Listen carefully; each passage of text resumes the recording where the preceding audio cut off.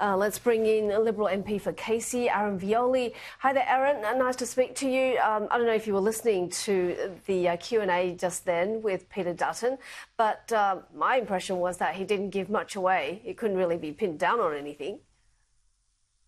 I did catch the end of the conversation there with the Q&A, and I think that last point that was made around data centres and AIs is a really important one. It's one I've been talking about a lot in terms of the increased demand on our energy grid, whether it is AI, whether it's data centres, increased population, obviously things like electrification of housing and cars. We're going to need more electricity. That's why, as a coalition, we've talked about that need for nuclear with renewables and gas, and all three in a balanced mix in the system. And we saw just this weekend Microsoft invest significant money into a nuclear reactor in the US to make sure that they can underpin their data centres. So this conversation is an important one that we'll continue to have with the Australian people.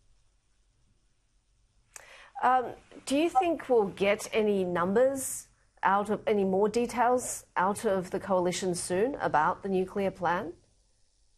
Because we just keep hearing in due course.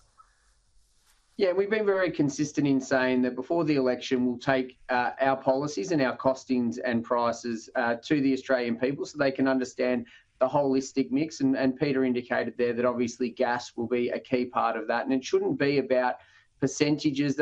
Chris Bowen is obsessed with renewables, but it's about this balanced price.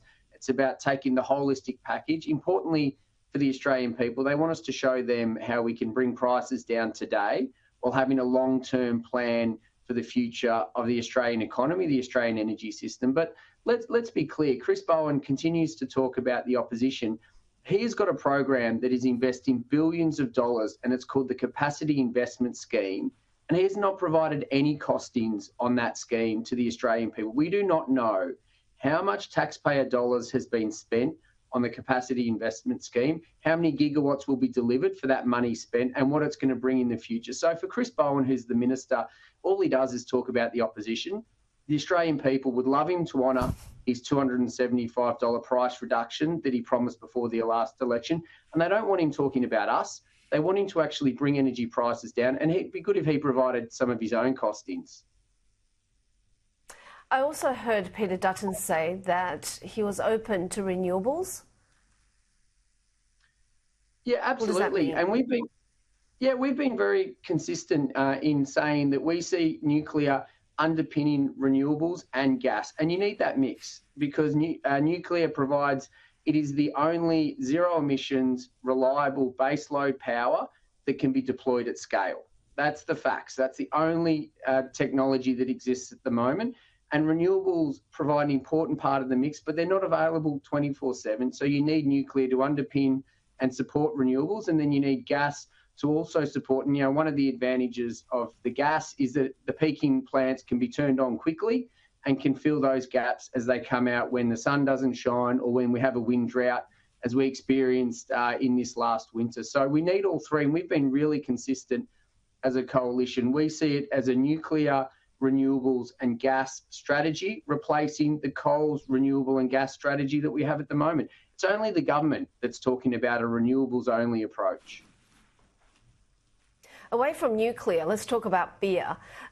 We know that the Nationals are backing a freeze on beer excise increases, and that might not have the support of the coalition.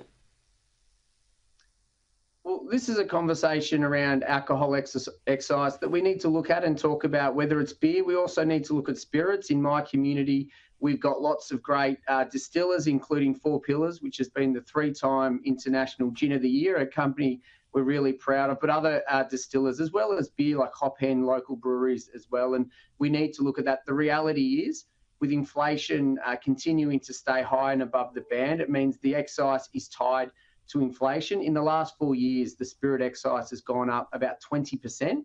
And that's a level that makes it really hard for spirits distillers, but also for breweries and for beer to be price competitive. And we're actually seeing a situation where the excise take has peaked and started to decline because the products have become so expensive in this cost of living crisis that consumers are not actually purchasing the products in the volume or at all in the current situation. So we'll, as a coalition, continue to look at what we can do to protect and help small business, get the balance right, take a bit of cost of living pressure out of communities, support hospitality venues. They're a big part of my community. I mean, but the real question again is the government missing in action. Where is the Treasurer? Where is the Prime Minister? What are they doing to help the excise issues that need to be addressed? They're missing in action again, but we'll work with the Nationals and put together a coalition policy, no doubt, coming into the next election.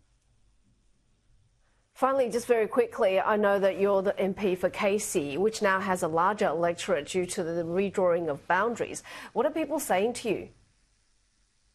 Well, primarily my community were quite happy in that our existing area, which matches the Shire of Yarra Ranges, is still in the community. We stayed as one community. There was a proposal by Labor to abolish the seat of Casey. I'm lucky that didn't happen for me, but also the community. And I was out in Wonga Park last week, which is a new part of the electorate, talking to businesses, talking to residents, and they're excited to be part of this community. Wonga Park has a strong connection with Chirnside Park and Lilydale and those parts of the electorate. I'll be out in the hills, in Christmas Hills, where my mum used to teach in a few weeks for the 150-year anniversary of the Christmas Hills Primary School. So we've had minimal changes, but obviously any time there's a redistribution, there's a lot of work for locals to understand where they sit as their new federal representative.